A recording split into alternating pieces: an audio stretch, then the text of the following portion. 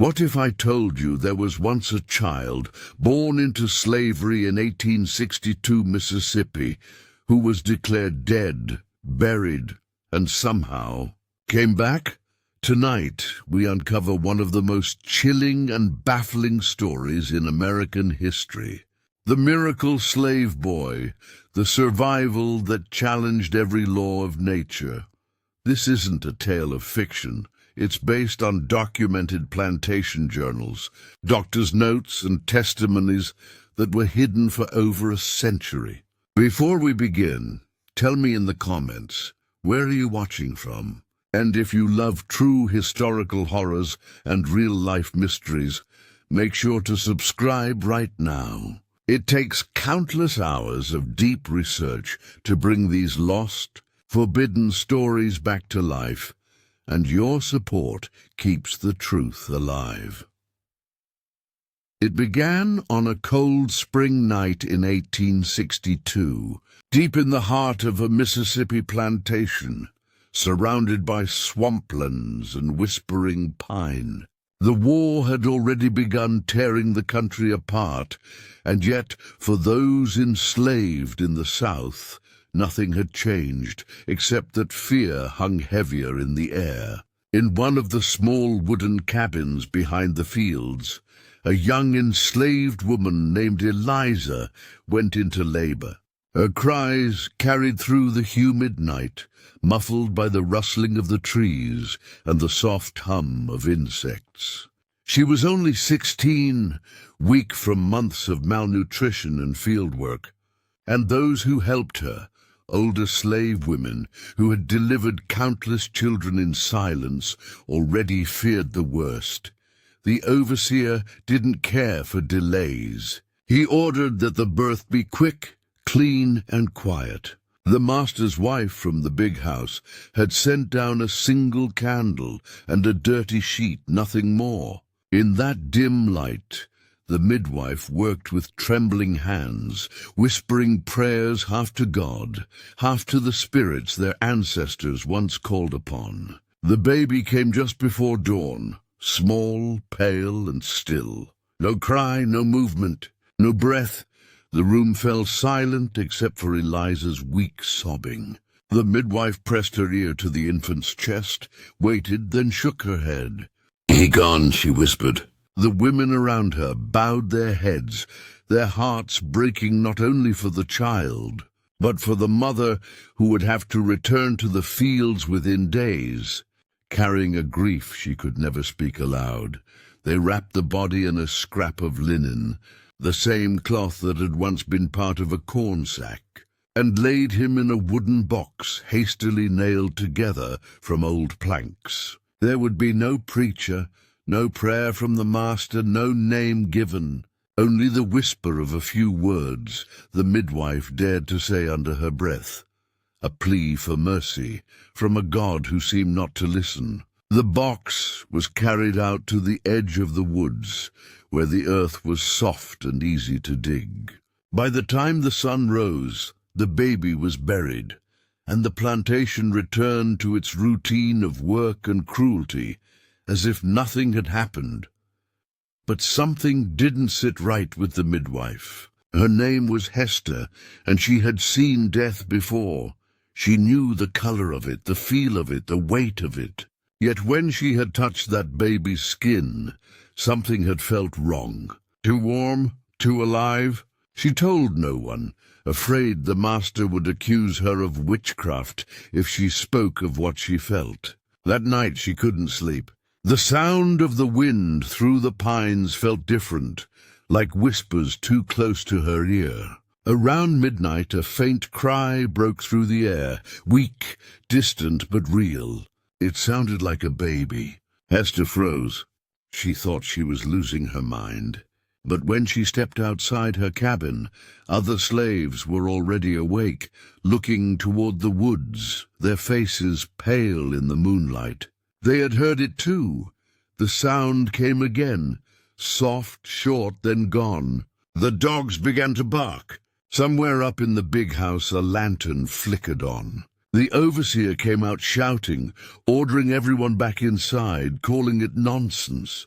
But Hester couldn't. She knew that cry. She had heard hundreds of babies in her time, but none like that. It wasn't just the sound of life. It was something that didn't belong in this world. By morning, rumors spread quietly through the slave quarters. Some said the child wasn't dead when buried, that maybe God had reached down and given him a second chance. Others whispered darker things, that something else had taken pity on the baby, something not from heaven. Eliza, weak and broken, wouldn't stop crying. She begged to see the grave, to make sure her boy was truly gone. The overseer refused, threatening her with the whip if she ever mentioned it again. But by nightfall the crying came again, this time louder, closer. The dogs howled. The cattle shifted restlessly in the barn. The men on patrol said the sound came from the same spot where the baby had been buried. No one dared go near. The master ordered silence, telling his wife it was only an animal, but even he couldn't sleep that night. The sound came a third time, long, piercing, heart-stopping. It rolled through the plantation like a ghostly echo, freezing every soul in its path. When the sun rose the next morning, the ground near the small grave looked disturbed. The dirt was uneven, as if something had pushed up from below. The wooden box had splintered, and though no one admitted it out loud, everyone who went there swore the grave was empty. The baby, the one who should have never lived, was gone.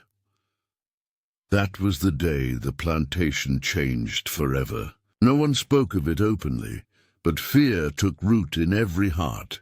The white folks called it superstition. The enslaved called it a warning. And somewhere deep in the Mississippi fields, the story of the miracle slave boy began, a child born without life, yet destined to haunt the living. The news of the strange event traveled quickly across the plantation. Though no one dared to speak of it too loudly, whispers moved from cabin to cabin, and by the second night, even the overseer's men had started to look uneasy. But what truly sealed the story into the fabric of the town's fear was what happened next, when the midwife, Hester, could no longer keep her silence. She went to the master's house, trembling, and demanded to speak. For a slave woman to do such a thing was unthinkable, but she didn't care. She told him plainly that the baby had been alive, that she'd felt warmth in his body, that she had heard him cry after he was buried. The master, Mr. Hollingsworth, stared at her for a long moment, his face pale. He had been raised a man of science and faith, but neither had room for what she was saying. At first, he dismissed her, calling it the ravings of a frightened woman. Yet something in her voice made him hesitate. Against his better judgment, he summoned the town doctor, a young physician named Dr. Alcott, who had been working with the Confederate Army, but had stayed behind due to illness. The doctor came reluctantly, his clothes dusty, his hands still smelling of whiskey. When he arrived, he was led to the small patch of disturbed earth near the edge of the woods. The grave was shallow and crudely marked, but what made his face tighten was the sight of small impressions in the dirt, like tiny fingers had pressed upward from below. He knelt, examining the ground carefully, saying nothing for a long time. Then in a voice just above a whisper he said, "This ground's been opened from the inside."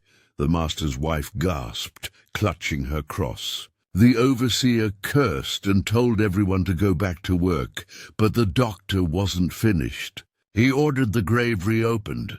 The air filled with the sound of shovels striking the dirt, the muffled thud of earth falling away. When the box was unearthed, what they found inside made even the hard men of the plantation recoil. The small coffin was cracked open, its lid half splintered, and inside, nothing but the piece of cloth the child had been wrapped in. The cloth was damp, torn near the top as if pulled by something struggling to breathe. Dr. Alcott stared down into the hole, his hands shaking. He'd studied medicine in New Orleans, seen fevers and births, but never something like this. "It's impossible," he muttered. "A newborn cannot survive that long without air." He asked to see the mother, Eliza, who was still weak and half delirious from grief. When he questioned her, she spoke softly, her voice hollow. She said she had felt her baby moving in her dreams, that she'd heard him calling to her from far away. The doctor dismissed it as emotional hysteria, but there was something in her eyes that unsettled him, an intensity that felt like truth. Word of the doctor's visit spread to the nearby town within days. The local pastor came to the plantation, demanding to know what was happening. He warned the master that the Lord was testing them, that unholy forces might be at work. But others whispered that maybe it was a sign of divine power, that the child had been chosen by God himself. The debate turned bitter. Science said one thing, faith another, and fear fed them both. Then one night the doctor returned on his own, unable to let the mystery go. He brought with him a lantern and his medical bag, intending to dig deeper, not into the ground, but into the truth. He stayed in the cabin where the birth had taken place, taking notes, examining every detail of the midwife's account. Near midnight, as he was writing by candlelight, a sound broke the stillness, faint like the coo of an infant. It came from outside, near the woods. He froze, his pen trembling in his hand. The sound came again, a weak rhythmic cry, distant yet unmistakable. He followed it, lantern swaying, his boots sinking into the wet ground. The air felt colder near the burial site. When he reached it, the sound stopped.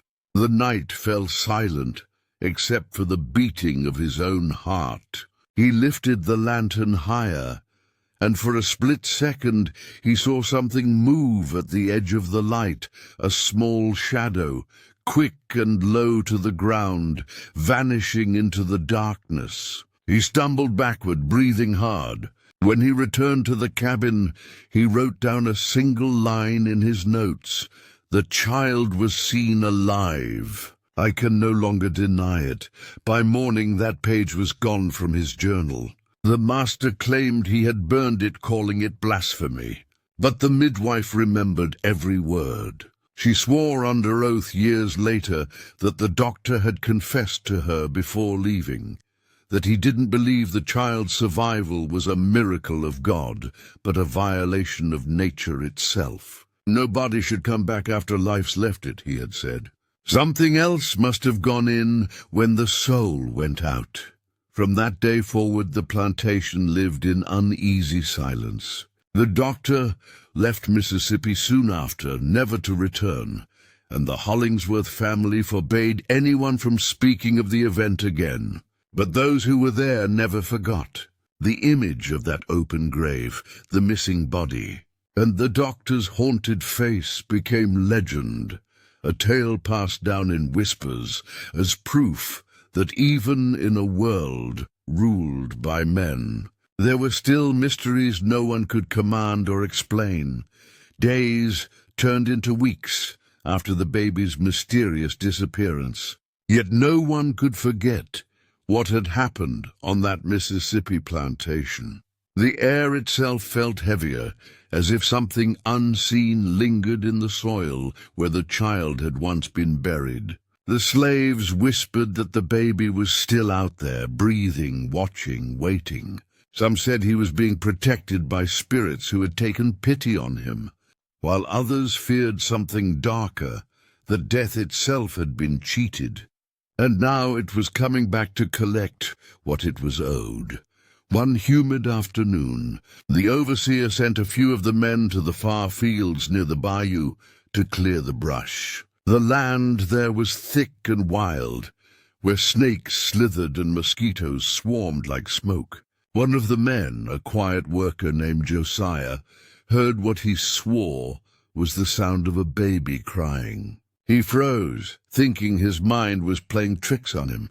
But the cry came again, soft and uneven, coming from behind a fallen oak tree, half sunk into the mud. With shaking hands, Josiah brushed aside the reeds and vines, and there, lying in the damp grass, was the child.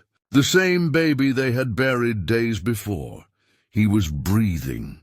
The boy's eyes were open, dark as river mud, staring straight at him without blinking. His small chest rose and fell, but there was no sign of struggle, just a calm, unnatural stillness, as if he wasn't truly alive, but only imitating life.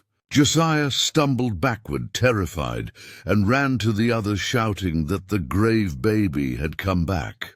No one believed him until they saw for themselves. When word reached the master, he ordered the baby brought to the main house immediately.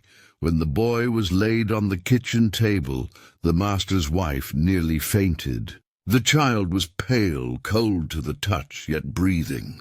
There was a faint bluish tint around his lips, but his body bore no sign of decay or sickness. The midwife Hester fell to her knees, sobbing, whispering that God had returned him. The master, trembling, ordered for Dr. Alcott to be sent for again.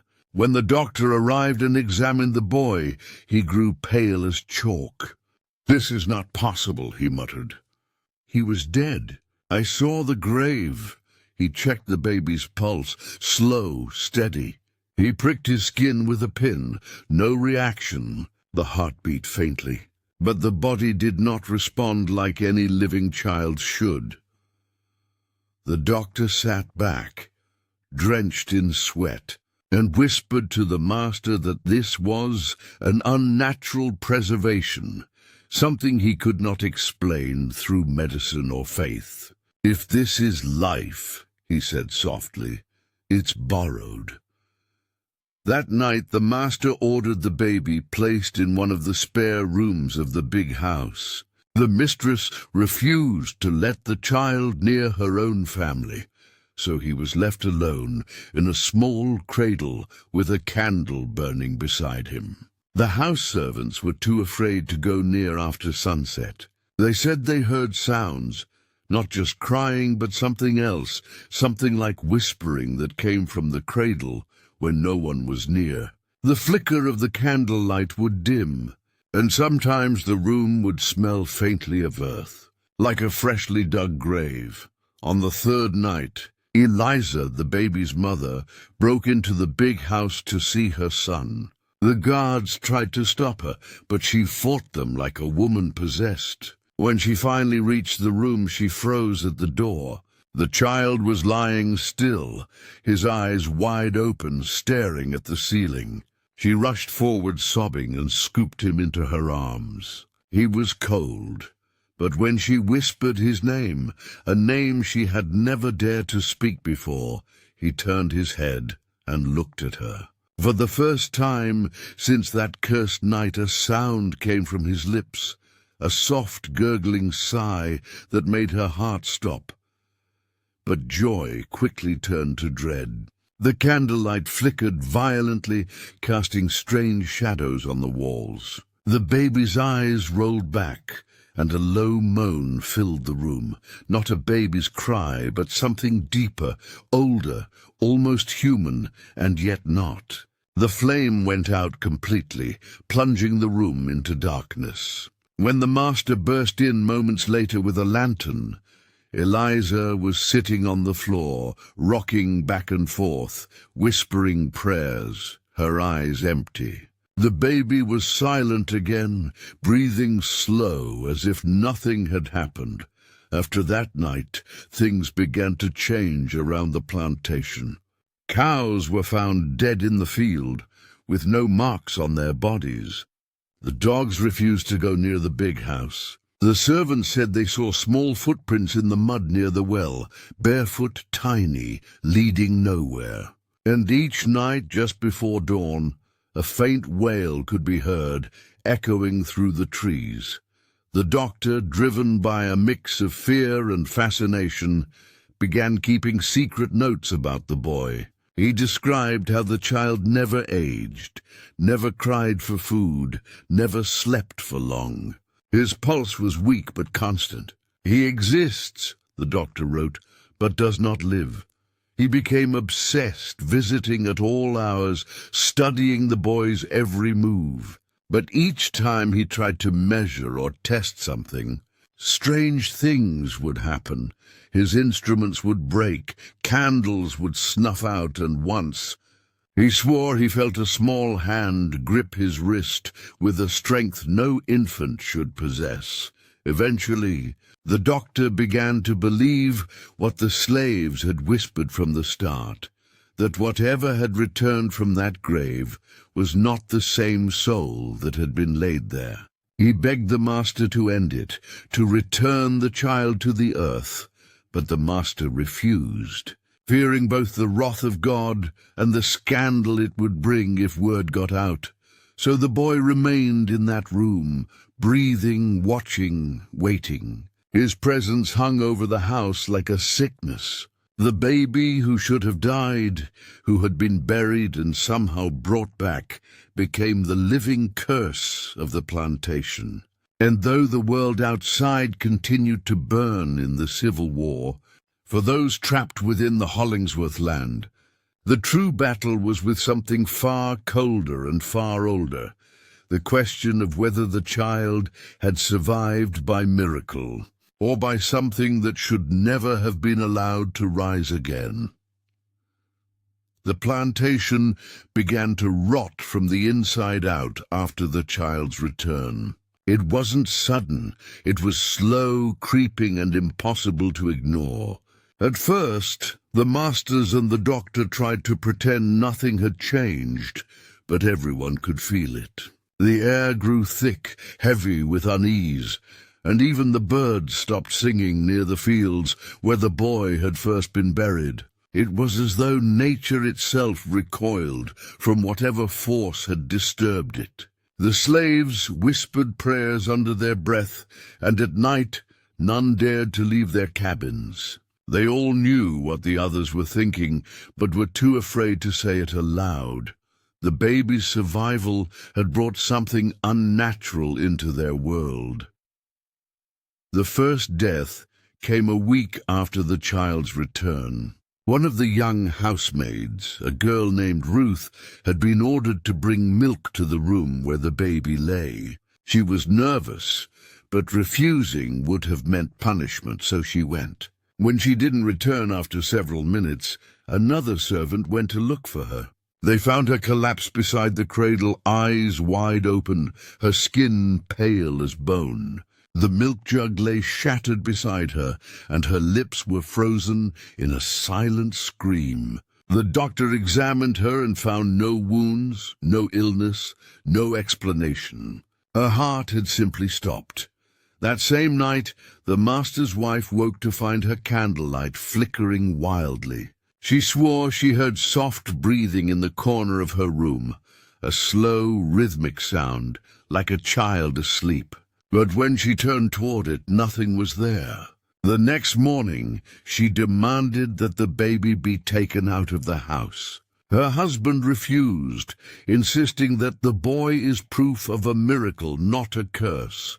He began to see the child as a divine sign, something that could redeem his soul or elevate his name. The doctor warned him that obsession was blinding him, but the master's mind had already turned. Within days, more strange events followed. Livestock began dying without reason. A pair of oxen were found stiff in their stalls, their eyes open and glassy. The field hands swore they saw something moving near the barn that night, a small, pale figure crawling through the shadows. One worker fled into the swamp, saying he'd rather take his chances with the snakes than stay one more night near that unnatural child.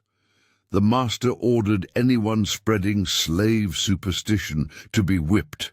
But even he was starting to look over his shoulder when the wind blew through the trees.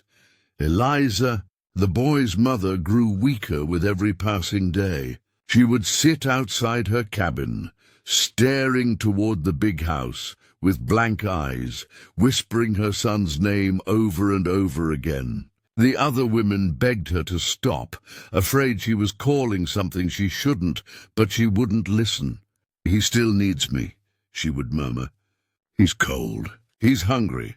One night she disappeared. The next morning they found her by the edge of the swamp, her body half submerged in the mud, her arms wrapped around nothing. Her face was calm, almost peaceful, but her eyes were open, fixed on the direction of the child's old grave. The doctor could no longer hide his fear.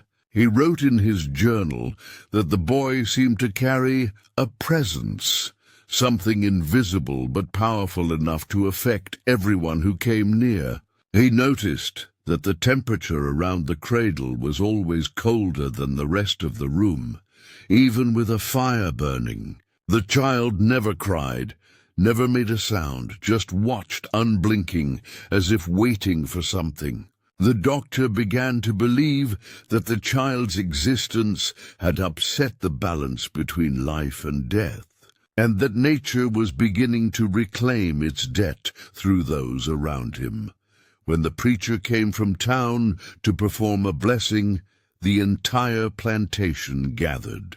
He stood at the foot of the big house steps, Bible trembling in his hand, and began to pray.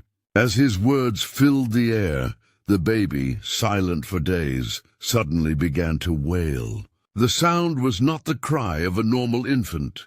It was sharp, echoing, almost human in its sorrow, but layered with something deeper that made the hair on everyone's neck stand up. The preacher dropped his Bible. The wind howled through the trees, extinguishing every lantern flame. By the time light was restored, the preacher was gone. They found him hours later near the fields, his cross snapped in half beside him, his mouth open, as if he had been trying to speak. He never regained consciousness and died the next day. After that, no one came near the child unless ordered to. The doctor stopped his visits. The master's wife locked herself in her room and refused to eat. The master himself began pacing the halls at night, whispering to the shadows, arguing with voices no one else could hear. He claimed the boy spoke to him, not with words, but with thoughts that pressed into his mind. "He's special," the master said. "He knows things. He showed me things." When the doctor tried to reason with him, the master turned violent, accusing him of jealousy and of trying to steal his miracle. But there was no miracle left, only madness. The plantation's crops began to fail, the well water turned murky, and disease spread through the cabins. People said the land had been cursed, that the baby's survival had opened a door that could not be closed. Every night, just before dawn, a faint sound echoed from the big house, a soft cooing or humming that drifted across the fields. Those who heard it said it wasn't just a baby's lullaby, but something older, something that made the blood run cold.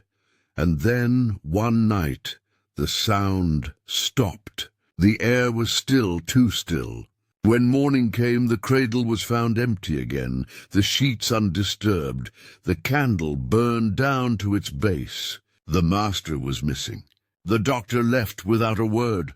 The slaves refused to enter the big house ever again, and from that day on, no one ever saw the child or the master alive. But those who lived long enough to tell the story swore that every few years, when the river rose and the fog rolled in thick from the bayou, you could still hear it, the cry of a child coming from the old ruins of the Hollingsworth plantation. A cry that once brought death and would not be silenced.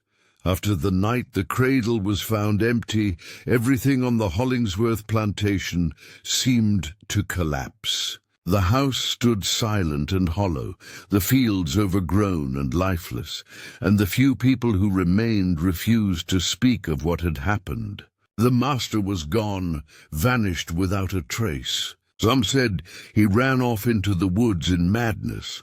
Others whispered that he never left the house at all, that whatever had taken the child had taken him too. But the truth, as always, hid in the shadows between fear and silence. The doctor was the last man to see the master alive. In his final journal entry, written in a shaking hand, he described being summoned to the big house at midnight. When he arrived, the master was pacing before the fireplace, muttering to himself. The child's cradle sat beside him, empty, but still rocking as if moved by unseen hands. The doctor asked where the boy was, but the master only smiled faintly and said, "He's gone back where he belongs. He's with his real father now." When the doctor pressed him, the master's voice changed. It grew deep, heavy and distant, nothing like his own. "He was never mine to keep," it said, "and neither are you." The next morning both the master and the baby were gone. Only the cradle remained, tipped over, one small handprint scorched into the wooden floorboards beside it. After that, the plantation emptied almost overnight. The war was still raging across the South, but what happened at Hollingsworth had nothing to do with soldiers or politics. It was as if the land itself had been marked. Crops withered before they could sprout. The well ran dry, and when it was dug deeper, the water that came up smelled of iron and decay. Animals fled the property, refusing to drink or graze near the fields. The air was thick with the stench of something long dead, though no bodies were ever found. The few slaves who remained until emancipation refused to enter the big house again. They said the baby's cry could still be heard in the walls, sometimes soft and pitiful, sometimes sharp and angry. Years passed, and the plantation was abandoned. The house began to rot, its windows shattered, its roof caving under the weight of time. Travelers who passed through the Mississippi Delta told stories about it. A cursed estate where strange lights flickered at night, and the sound of a child's laughter echoed through the fog. Some said they had seen a small figure wandering near the tree line, barefoot, dressed in rags, eyes glowing faintly in the dark. But whenever anyone approached, it vanished into the mist, leaving only the faintest smell of earth and ash behind. In 1889, nearly 30 years after the boy's birth, a preacher from Jackson named Reverend Mallory claimed to have discovered the truth. He was a man devoted to cleansing haunted places, and he took it upon himself to visit the remains of the Hollingsworth plantation. He wrote that as he stood before the old house, the air grew cold despite the summer heat. Inside, he found the cradle still there, rotted and covered in dust, but when he touched it, he swore it moved. He began reciting scripture, and as he did, a sound like soft breathing filled the room. Then came a single cry, thin, short, and impossibly close to his ear. The Reverend fled the house and never returned. He later wrote in his journal that he felt a small hand gripped the edge of my coat as I ran. In time, the story became a local legend known as the Miracle Slave Boy. People told it as both a warning and a mystery. Some said the child had been chosen by God, sent to show the world that life cannot be bound by death. Others believed the opposite, that something dark had taken pity on him in that shallow grave and pulled him back, not as a blessing but as a curse. Either way, the story refused to die. It was passed from generation to generation, twisted and reshaped, but the core always remained the same. A baby born into suffering who should have died, yet didn't. A cry that should have been life, yet brought only death. Even as the 20th century rolled in, the legend persisted. Locals claimed that every few years, when the fog settled heavy over the delta, strange things would happen near the ruins. Lanterns would flicker out for no reason. The sound of a baby's wail would rise faintly from the old well. And sometimes travelers swore they saw footprints, small, wet and barefoot, leading away from the spot where the grave once was. No one ever followed them far, because the tracks always ended the same way, suddenly, as if the child had simply vanished into the earth. The land was eventually sold and rebuilt after the war, but nothing good ever grew there. Workers quit without explanation. Machinery broke. People saw shadows where none should be. Even now, locals avoid it after dark. They call it the Silent Acre, a place where time feels wrong, where even the wind moves differently. Some say if you stand there long enough, you'll hear it again. That same faint cry, coming from nowhere and everywhere at once. As for the boy, his story never truly ended. Some believe he was an innocent soul, trapped between two worlds, because he was denied peace. Others say he was never meant to exist at all, that his first breath was borrowed from death itself.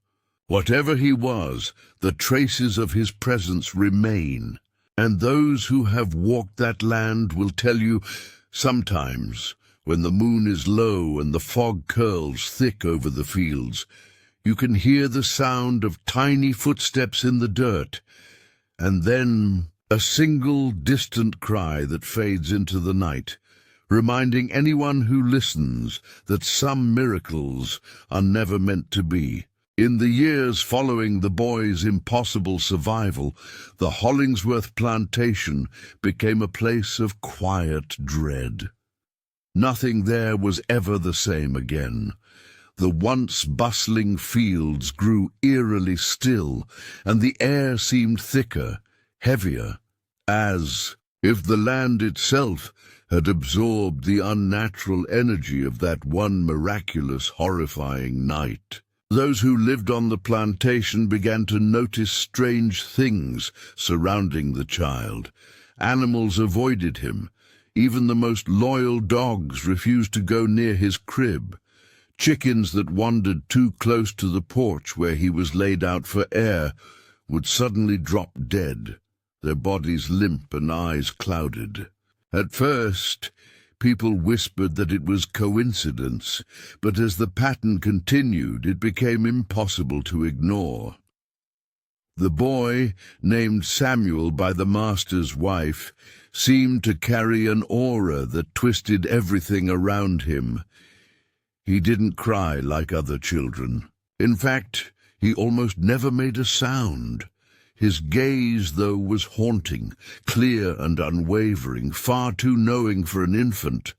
When he did look at someone, they swore they felt their hearts skip a beat, as though something ancient and unseen was peering through those young eyes. And then, slowly, strange healings began to occur.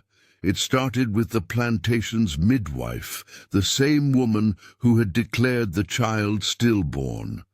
She was stricken with fever not long after the burial night and was close to death when the boy's mother, Leah, brought him to her bedside. She placed the child's tiny hand on the woman's chest, whispering desperate prayers. The fever broke within the hour. By morning, the midwife was sitting upright, her color restored, the sickness gone as if it had never existed. Word spread quickly, and people began to believe that perhaps the child was blessed, that he had been sent by God to bring miracles among the suffering. But the blessings did not come without a cost. Within a day of the midwife's recovery, one of the field hands was found dead in his sleep. No wounds, no signs of struggle, just lifeless, as though something had drained the life right out of him. Over the following weeks, the same pattern repeated. A child healed from a terrible cough, but her grandmother collapsed the next night. A man's infected wound closed overnight, but his brother was found stone cold by morning. It was as if life was being traded, shifted, rebalanced in some unnatural equation that defied understanding. The doctor, already shaken from his earlier encounters with the boy, tried to explain it. He wrote in his notes that the child appears to absorb the illness of others, yet expels something unseen, a force that seems to claim another life to balance what was restored.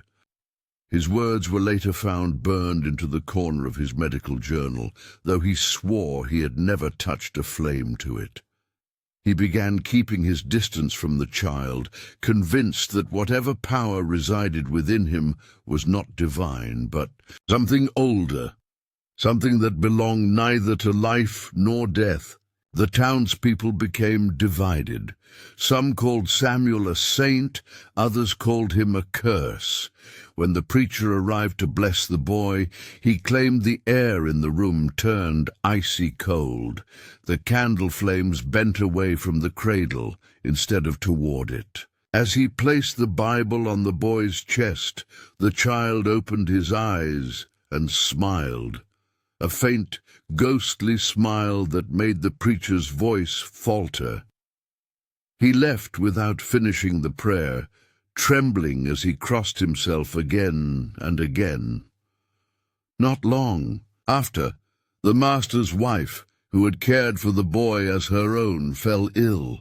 Her health deteriorated rapidly, and every night she cried out in her sleep, claiming she could hear whispers calling from the woods, voices that spoke in a language no one could recognize.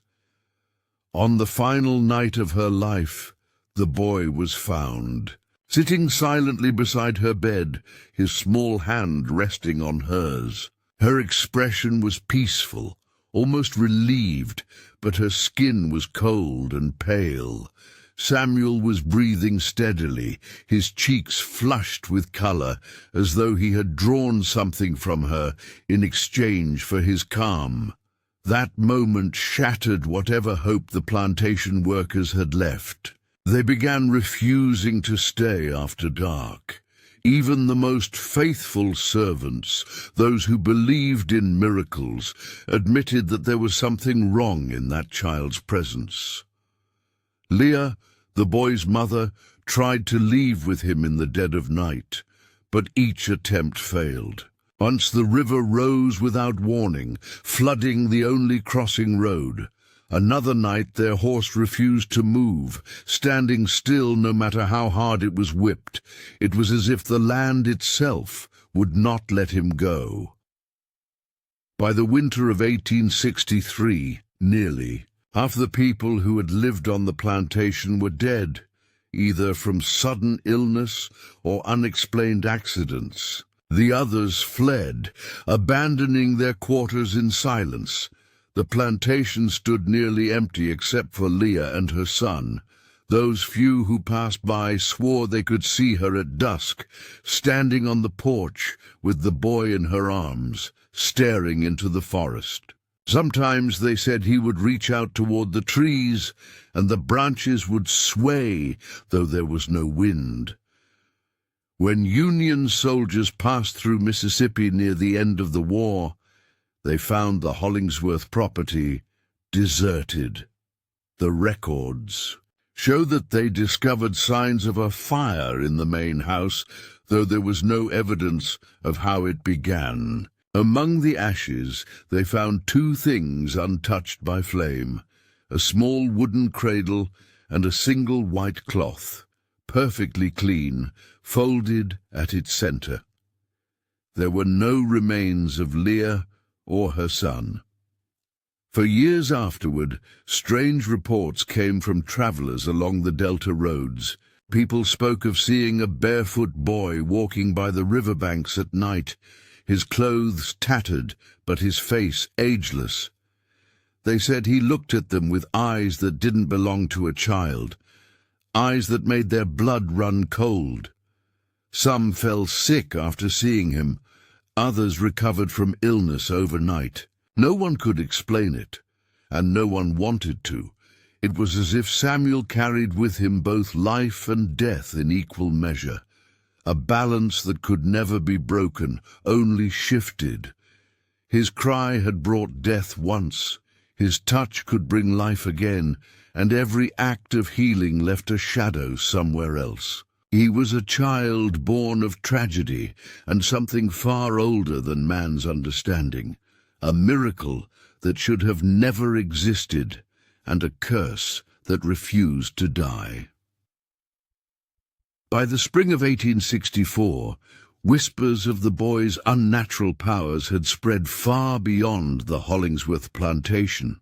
In nearby towns and villages, people spoke of him in hushed tones, some calling him a child of light, others warning that he was a walking curse.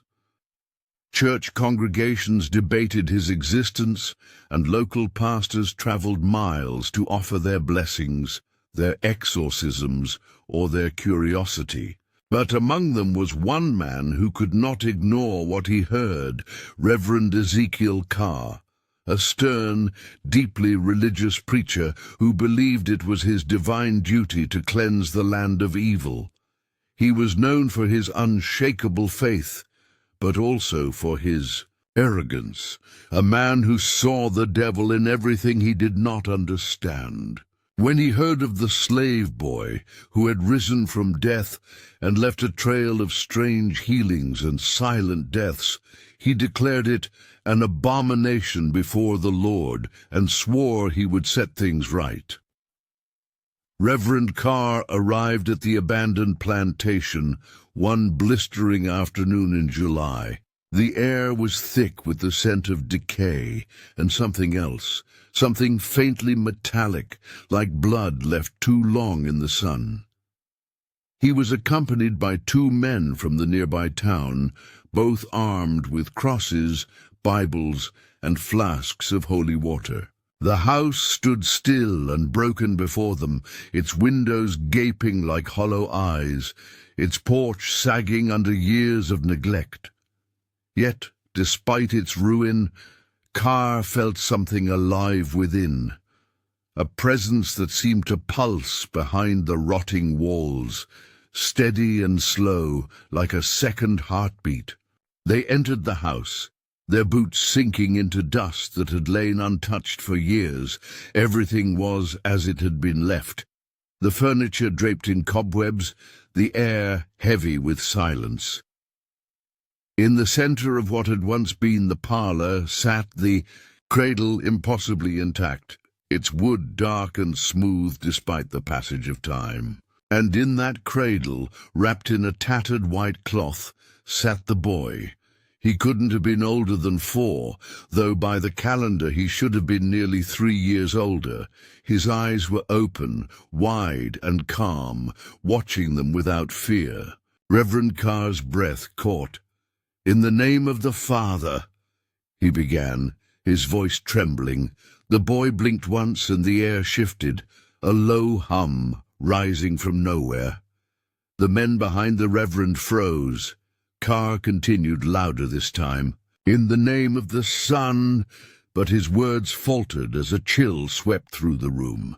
The candle one of the men held flickered violently, though there was no wind. The boy's gaze moved to it, and with that single glance, the flame died. The Reverend swallowed hard. He stepped closer, splashing holy water in a trembling arc that landed on the boy's bare feet. A sizzling sound followed, faint but real.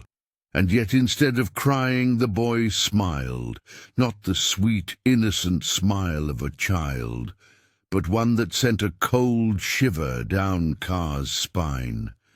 It was slow, knowing, and utterly still. "What are you?" the Reverend whispered.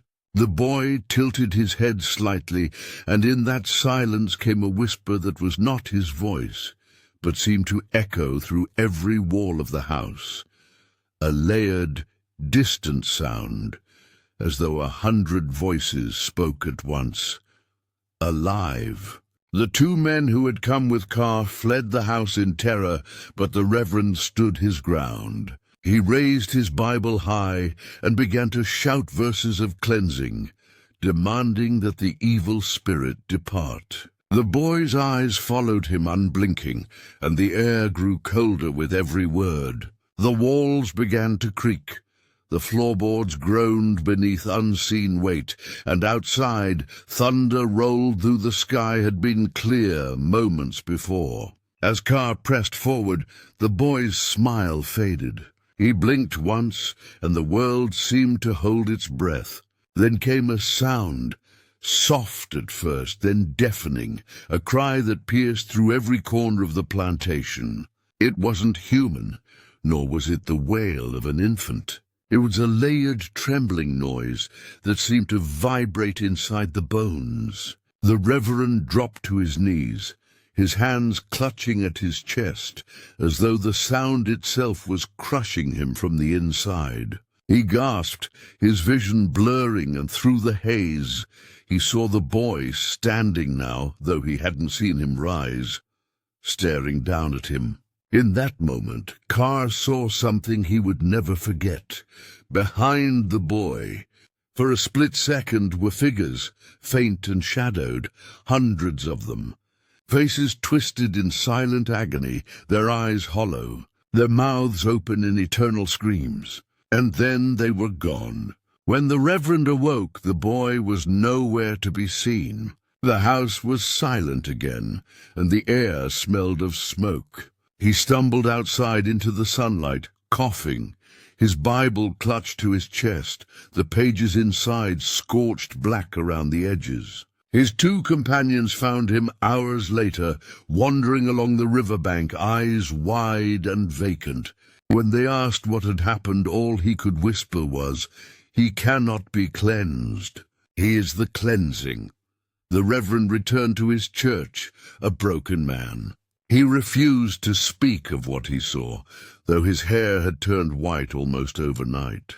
His sermons became dark, filled with warnings about pride and meddling with the will of God. In his private journal, later found by his successor, he wrote a single chilling passage.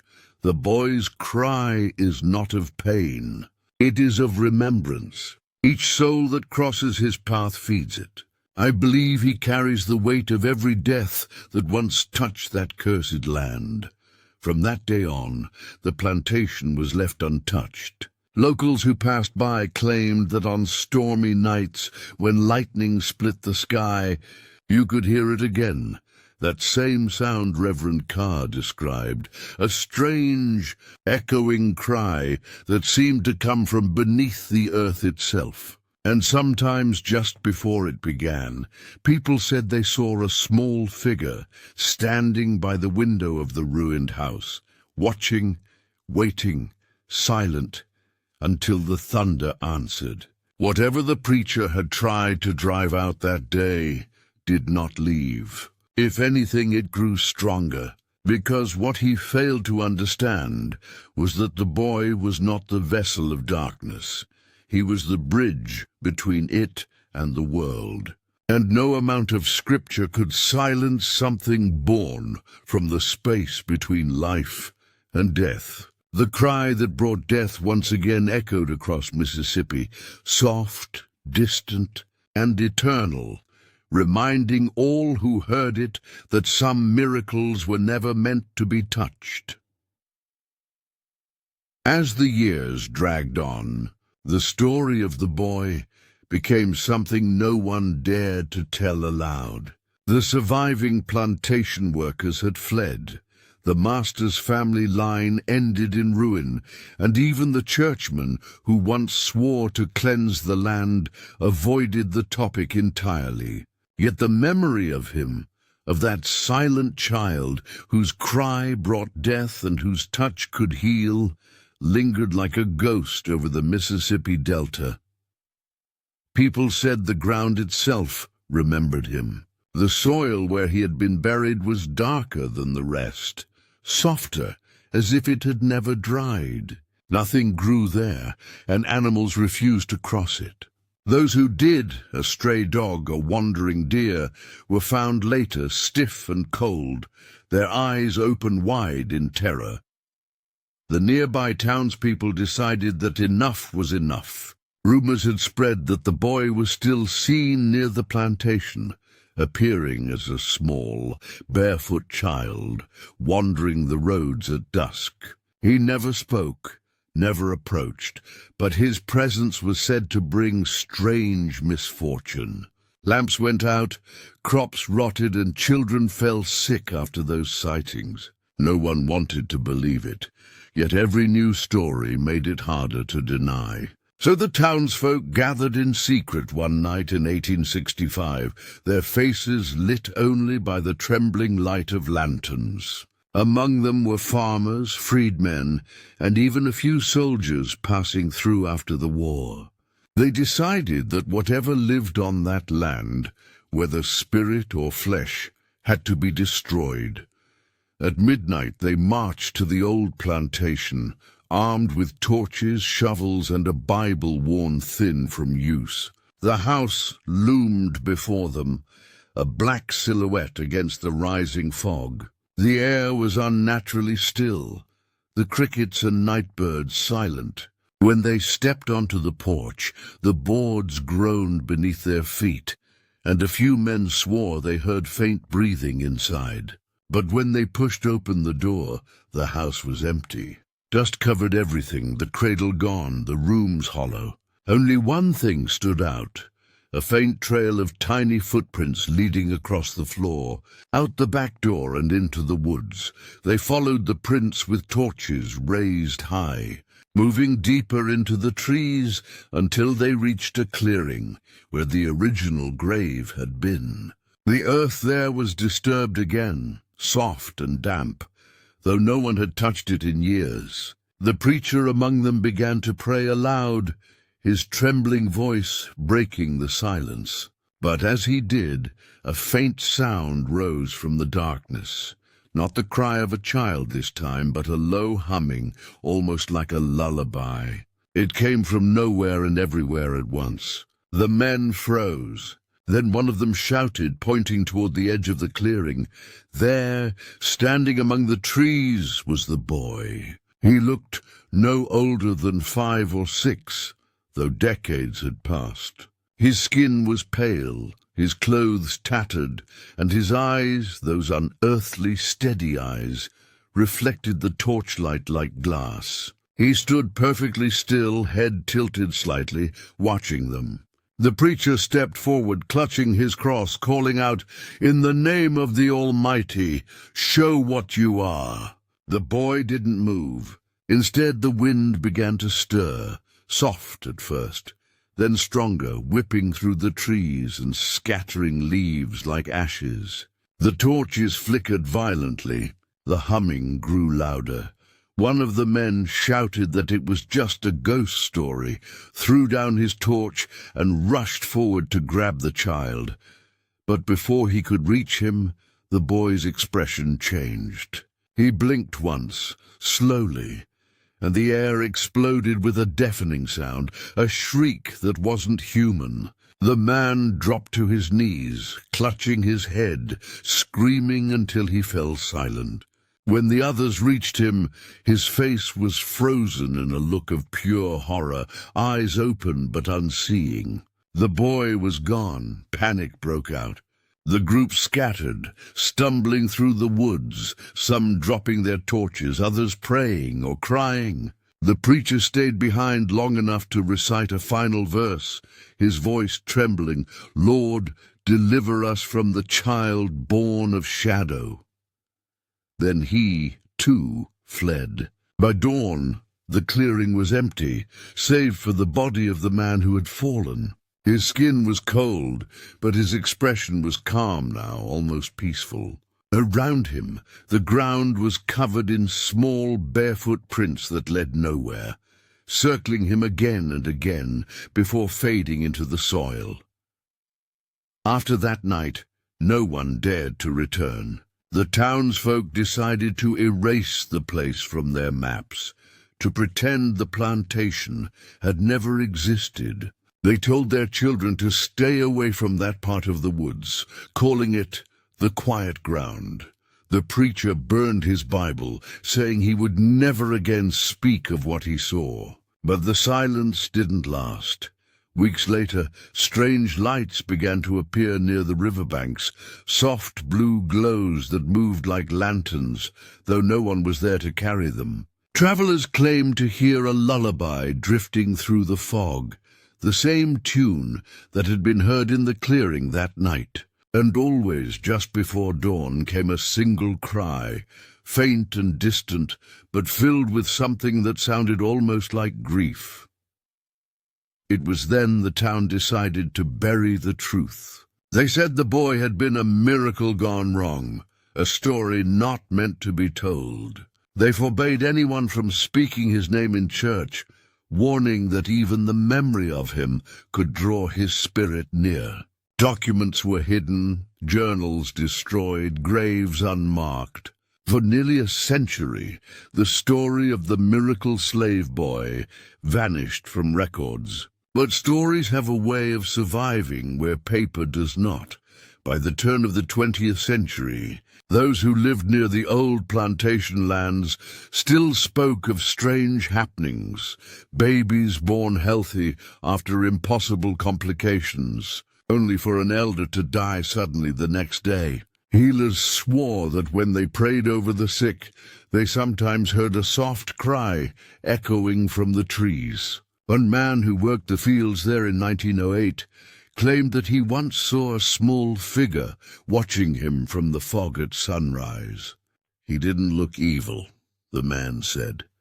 He just looked lonely, so the community chose silence. They locked away their fear, buried the evidence, and decided it was better to forget. But even in silence, the story refused to die. The land remembered, and the air still carried whispers of what had happened.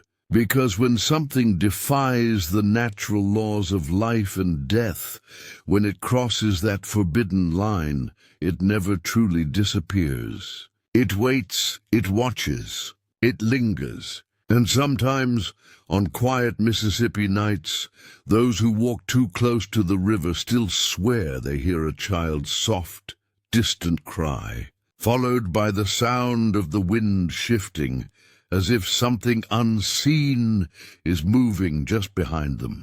More than a century after the night that changed everything, the land where the Hollingsworth plantation once stood remains silent. But silence doesn't mean peace, not here. It's the kind of silence that feels alive, as though something beneath the surface is listening, waiting. Locals call it the Delta's breath, because every so often, when the fog rolls in thick over the Mississippi lowlands, you can almost hear it, a faint, rhythmic sound like breathing. Some say it's the wind moving through the cypress trees. Others whisper that it's the boy, still wandering, still caught between two worlds. The story of the miracle slave boy has outlived every witness, every family that once claimed connection to him. It's a tale that refuses to rest, told in whispers by elders who warn children not to walk near the river after sunset, and by travelers who claim to have seen something impossible on the road. Even now, there are those who swear that when the moon is low and the air smells of rain, a figure appears on the far end of the Delta fields, small, barefoot, and utterly still. He doesn't move toward you. He just stands there, watching, as though remembering something you've long forgotten. One of the last surviving accounts came from a field worker named Elijah Carter in 1931.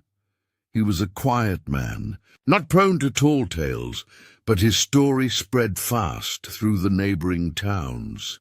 Elijah said he had been working alone late one evening when his mule suddenly froze mid-step. He followed the animal's gaze and saw a boy standing at the edge of the field, a thin child, barefoot, dressed in rags that fluttered in the faint wind. Elijah called out, asking if he was lost, but the boy didn't answer.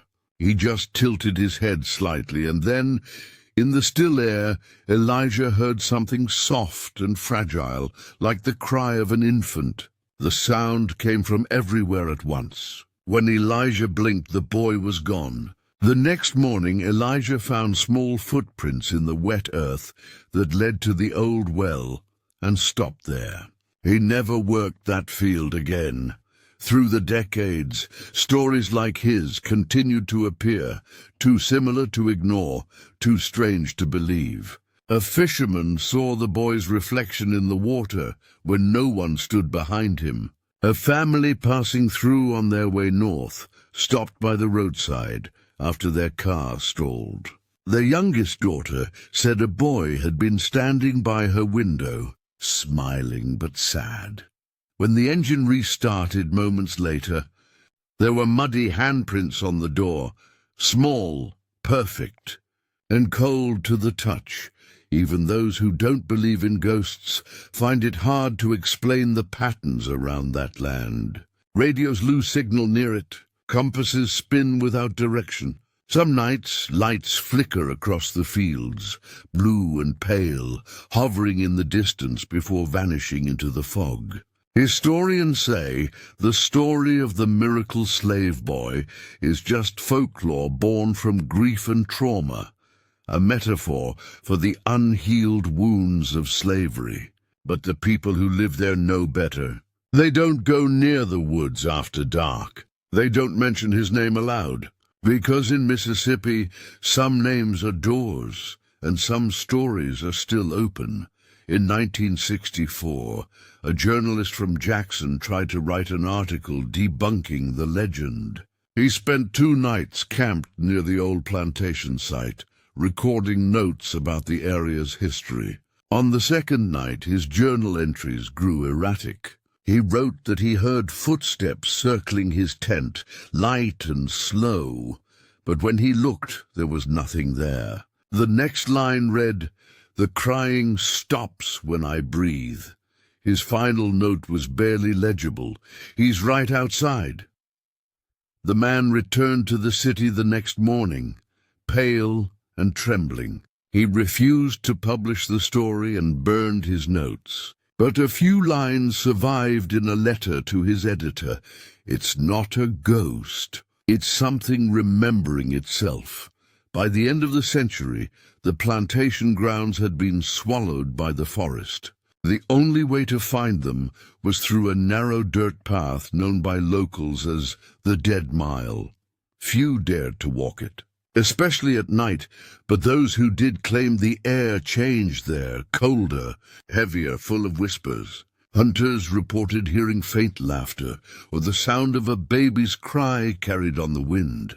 One man who camped nearby woke to find his blanket damp, as though someone had dragged it through wet earth. Another claimed he saw the boy standing in the fog, holding a small wooden rattle that swung back and forth on its own. The legend took new shape in the modern age. Paranormal investigators came with cameras, microphones, and gadgets, eager to prove or disprove what they thought was myth. Most left with nothing but dead batteries and corrupted recordings. But one piece of footage, recorded in 1997, remains unexplained. The camera captured a faint outline, a childlike figure walking across the ruins at dawn. It paused, turned toward the lens, and for a brief second 2 small glints of light reflected from its eyes. Then the tape cut to static. Even now, in the 21st century, people say the boy walks the Delta. Truckers driving along Highway 61 have seen him standing by the roadside at night, barefoot and still, vanishing when their headlights hit him. Locals say that if you ever hear a soft cry from the fields, you must not follow it, because it doesn't come from a living thing.